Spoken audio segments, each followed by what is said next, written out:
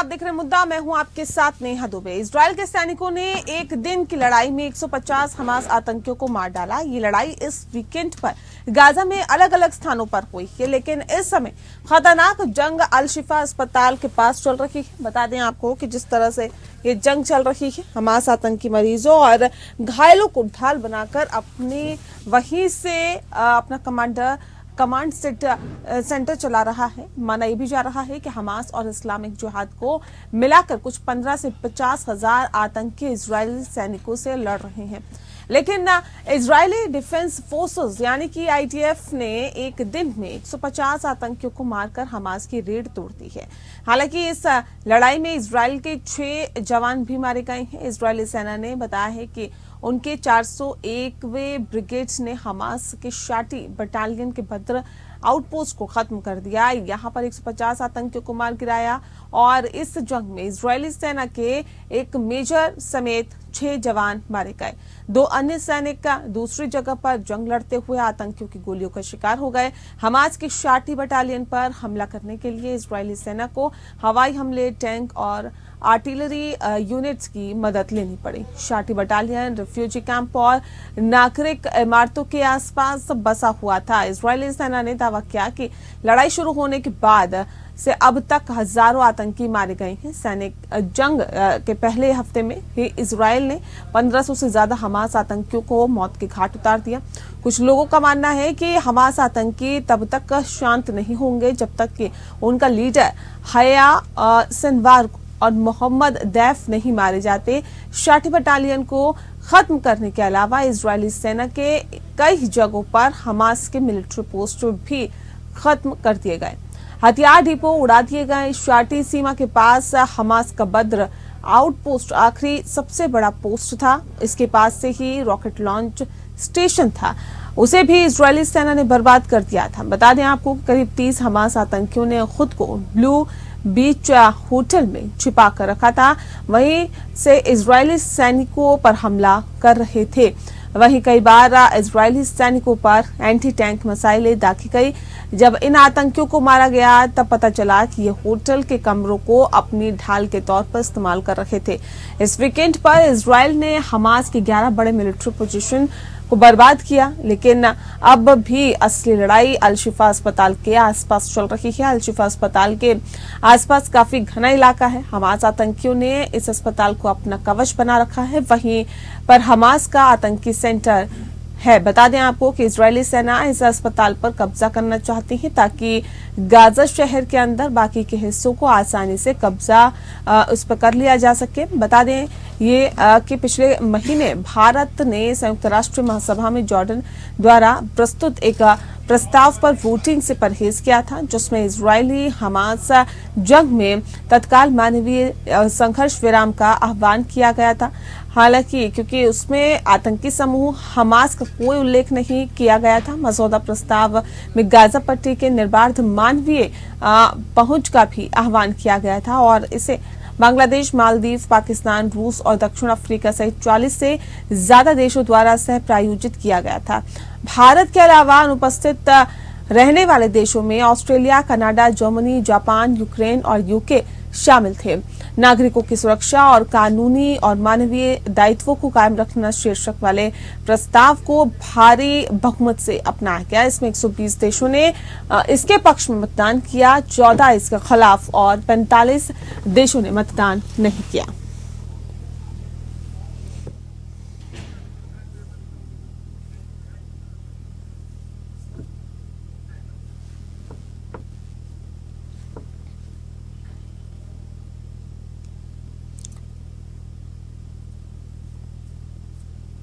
और चलिए इस विषय पे आज हम तफसील से चर्चा करेंगे। खास मेहमान हमारे साथ मौजूद हैं, उनसे आपका परिचय करा देते हैं। इस वक्त हमारे साथ जितेंद्र ओझा जी हैं, जियो स्ट्रेटेजिक एक्सपर्ट है। सर बहुत स्वागत है आपका। और हमारे साथ दिनेश दुबे जी जुड़ गए हैं, पूर्व राजनयिक हैं। सर आपका भी बहुत स्वागत है। जितेंद्र जी, इस खास कार्यक्रम की शुरुआत आपके साथ करते हैं, क्योंकि जो हालात और जो स्थितियां फिलहाल बनती हुई दिखाई दे रही है, जंग लगातार जारी है और लगातार कुल मिला के ये कहा जा रहा है कि किसी भी तरह से इस जंग को रोका जाना चाहिए, क्योंकि हालात दोनों ही तरफ से खराब होते जा रही हैं। ऐसे में कौन किस पर भारी पड़ता हुआ देख रहे हैं फिलहाल आप? देखिए, ऐसा नहीं कि कोई किसी पे भारी पड़ रहा है। अमेरिका तो टेक्नोलॉजी के रूप में, हथियार के रूप में वास्तविक की जो एडवांटेज है वो है, लेकिन ये जंग यही दिखाता है कि ये टेक्नोलॉजी की ताकत के जरिए आप नहीं जीत सकते और उसके जरिए आप जो है दुनिया को कंट्रोल नहीं कर सकते हैं। अमेरिका से कई बार गलती, देखिए हम लोग दिल्ली में बैठे हुए हैं, भारतीय हैं, हम अपने देश के बारे में तो सोचते हैं, लेकिन हमारा जो अप्रोच है वो बड़ा निष्पक्ष का अप्रोच है। हमें लगता है कि जो यूक्रेन का जो युद्ध था उस युद्ध की आवश्यकता नहीं थी, जिस तरीके से रशिया को प्रवोक किया गया उसकी आवश्यकता नहीं थी। ये अमेरिका के हित में भी नहीं है। अमेरिका में उनके भीतर के जो कार्टेल हैं वो कार्टेल उसकी फॉरेन पॉलिसी और जियो पॉलिटिक्स को कंट्रोल कर रहे हैं और वो बहुत ही खतरनाक है। अमेरिका लीडर है, सबसे बड़ा देश है, तो कोई शक की गुंजाइश नहीं कि अमेरिका की लीडरशिप की वजह से दुनिया में सुरक्षा या स्थायित्व को बढ़ावा मिलता है, लेकिन गलती उनके तरफ से एक हो रही है। इस लड़ाई में आप देखें कि कौन कौन से देश शामिल हो गए हैं। अब हमारा बगल का देश मालदीव है, वो भी उसके पास चला गया है, बहुत सारे मुसलमान देश चले गए हैं। तो जो पूरा गेम साजिश ही थी, वो साजिश ही इसी तरीके से की गई कि सारे मुसलमान देशों को एक साथ रखा जाए। और मुसलमान देशों की मैं कहता नहीं हूँ, एक कुछ साइकी है, एक उसकी प्रैक्टिसेस है जिसमें गैर मुस्लिम को कहते हैं कि उनको एग्जिस्ट करने का भी अधिकार नहीं है। दुनिया में एक दिन सारे लोगों को मुसलमान बनना पड़ेगा। तो ये सोच जो है, इस सोच को आप हथियार से नहीं कर सकते हैं।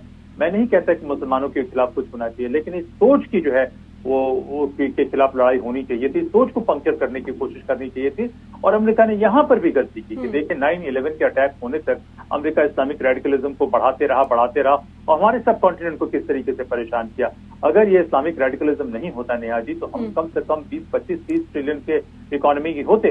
तो ये जो गेम है अमेरिका का, मैं समझ सकता हूँ कि उनकी कंपल्शन क्या है, दिक्कत क्या है, वो समझ सकता हूँ, लेकिन ये लड़ाई यही दिखा रही है कि यहाँ हथियारों के बल पे आप नहीं जीत सकते।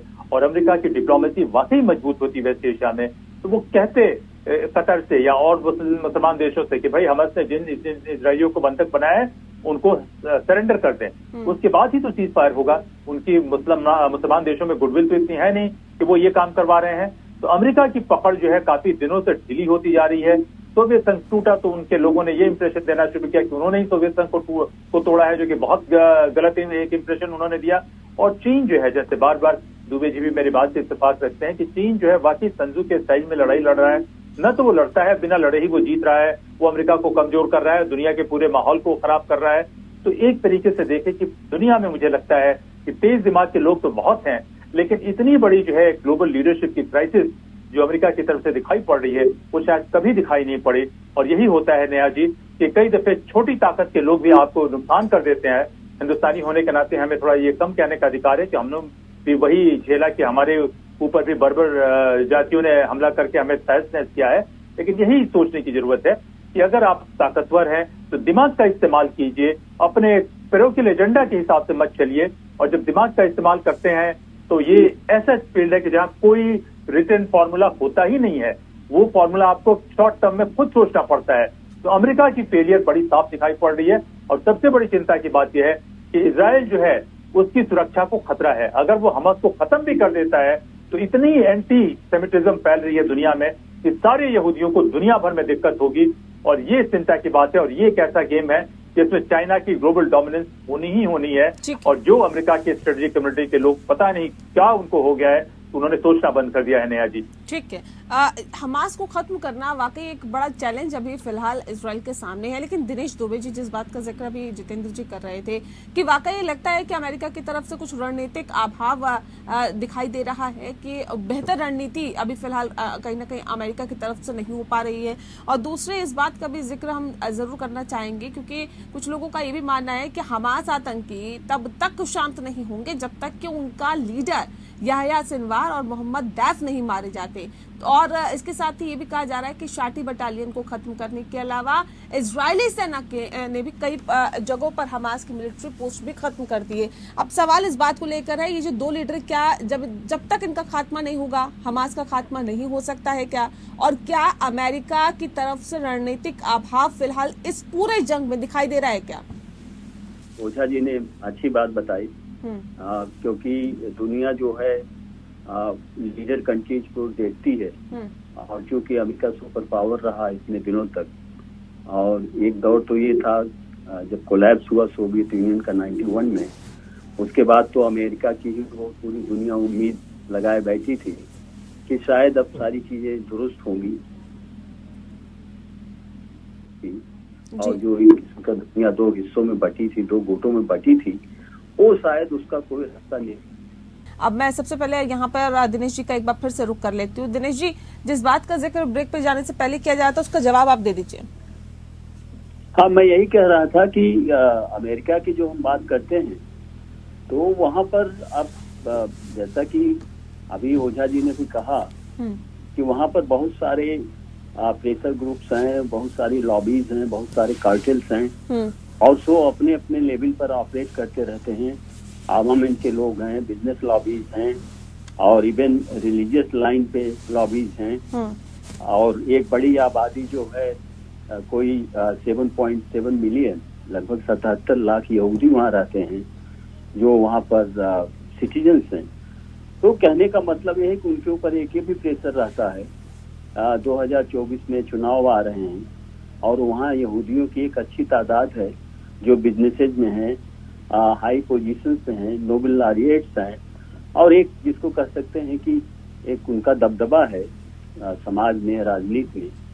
तो इन तमाम चीजों के प्रेशर में वहाँ के प्रेसिडेंट का आना ये कोई आश्चर्यजनक बात नहीं है।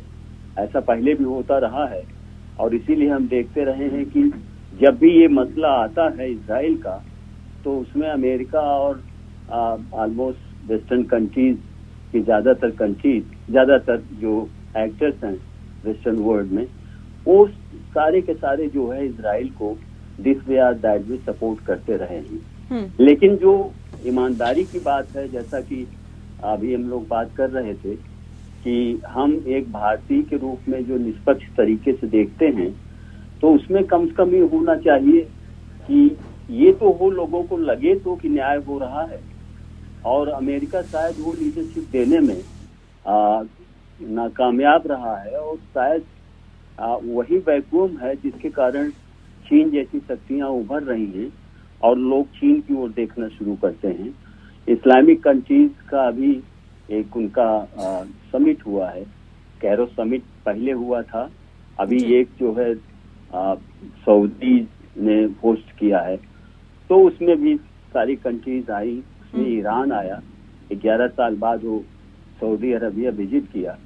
तो कहने का मतलब ये है कि ये जो जगह जगह रीजनल फोर्सेस जो इस किस्म से इमर्ज करके और सेक्टोरल इंटरेस्ट जो तैयार हो रहे हैं पूरे ग्लोब में, वो इसकी वजह है कि कोई कंसेंसुअल लीडरशिप नहीं बिल्डअप हो पा रही है।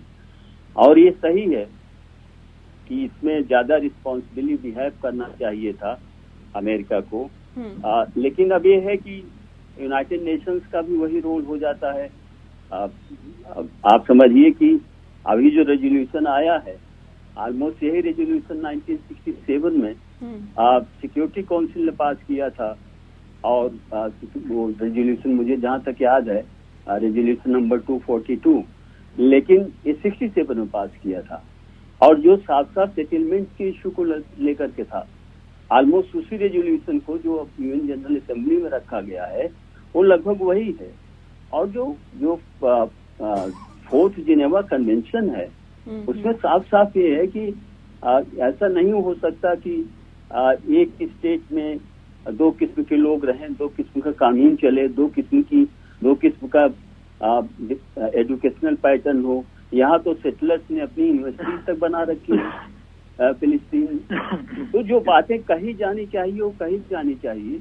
और दूसरी बात यह है कि जो जहाँ जितना गलत है उसको कम से कम कहने की ताकत होनी चाहिए। इजराइल की बात अलग है, एक आर्गुमेंट हो सकता है कि इजराइल अपने एग्जिस्टेंस के लिए लड़ रहा है, लेकिन एग्जिस्टेंस की लड़ाई एक होती है और ऑक्यूपेशन की लड़ाई दूसरी होती है। इजराइल ने 1948 से अग्रेसर का ही तौर तरीका अख्तियार किया है।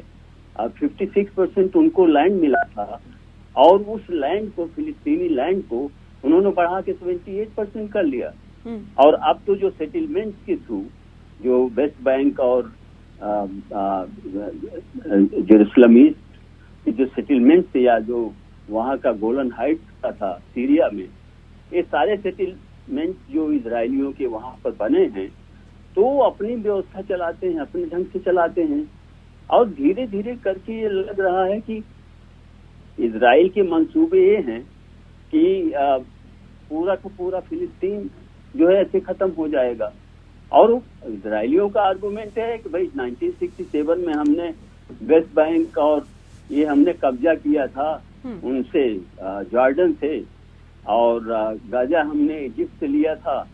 तो ये तो कोई ऐसा नहीं, क्योंकि तब तक फिलिस्तीनियन की कोई इंटरनेशनल उनकी कोई रिकॉग्निशन थी नहीं। आज भी कायदे से कोई रिकॉग्निशन उसकी चूंकि नहीं है जिसको हम कह सकते हैं कि एक सॉवरेन नेशन का दर्जा मिल जाए, अभी भी वो बटा हुआ है। तो पहले जो अगर ओस्लो एक्कार्ड जो है वो कायदे से हो जाता, ठीक ठाक इम्प्लीमेंट होता, लेकिन वो भी इम्प्लीमेंट नहीं हुआ। और जो उसमें इजराइल की ओर से प्राइम मिनिस्टर जो पार्टी थे इत्तेहाद राबिन, उनको मार डाला गया। तो यासर अराफत नहीं रहे। तो कहने का मतलब ये है कि इन तमाम हालात में ये जो हमास जैसे ऑर्गेनाइजेशंस को पुशअप किया, इंतफादा हुआ 2000 से लेकर के 2-3 साल तक चलता रहा इंतफादा। और उसमें भी जो हुआ कि यूथ चाहता था कि हमास या ऐसे ऑर्गेनाइजेशन सपोर्ट किया जाए जो रेडिकल हो, जो इजराइल को सबक सिखा सके। तो यंगर जनरेशन में गुस्सा ज्यादा होता है। लेकिन ये है कि कहाँ आज पहुंच गया, फिलिस्तीन का भी आंदोलन कहाँ पहुंच चुका है। अरब वर्ल्ड कहाँ क्या कर रहे हैं। अरब वर्ल्ड ने आज तक ये नहीं सोचा कि फिलिस्तीन को कम से कम पीने का कायदे का पानी तो उनको मुहैया करवा सकते थे। आज हालत ये है कि 90% जो वाटर रिसोर्सेज है उस पर इजराइल और सेटलर्स का कब्जा है। 10% जो है उसमें 94%, 96% के आसपास पानी पोटेबल नहीं है, पीने लायक नहीं है जी। तो ये हालात तो जो आज सऊदी अरेबिया, ईरान और अब इन लोगों से बात करिए तो ये तो यही कहेंगे कि साहब लड़ाई हो रही है, हम तो दिल खोल करके आपके साथ हैं, हम इजराइल के खिलाफ हैं, हम आपको हथियार भी देंगे। लेकिन ये हथियार देने का क्या मतलब है। आपको पीस टाइम में कम से कम वहाँ कोई कंस्ट्रक्टिव एक्टिविटी करनी चाहिए थी, और वो डेवलपमेंट नहीं हो पाया फिलिस्तीनियंस का। और ये फिर चुप बैठ जाएंगे। तो कहने का मतलब ये है कि ये तमाम हालात हैं। और जैसा मैंने बताया कि वहाँ भी अमेरिका में नेक्स्ट ईयर इलेक्शन है, प्रेसिडेंशियल इलेक्शन है। अब वो अपनी उनकी कॉन्स्टिट्यूंसी के प्रेशर्स हैं। जैसे होता नहीं कि अब चाइनीज वोटर्स हैं, इंडियन वोटर्स हैं, जेविश वोटर्स हैं, तो डिफरेंट सबके प्रेशर्स होते हैं। और उन प्रेशर्स को हम उसको नहीं डिनाई नहीं कर सकते कि उन दबावों से प्रभावित नहीं होगा अमेरिका का राष्ट्रपति। जी। तो ये तमाम चीजें हैं जिसका फायदा जो है हमारी समझ से अभी देर नहीं हुई है। और अमेरिका ने जब तक रूस की बात आई और यूक्रेन की बात आई, वहाँ हम मानते हैं वाजिब है, ठीक है, रसिया ने इन्वेड किया था एक छोटे से मुल्क को, यूक्रेन को।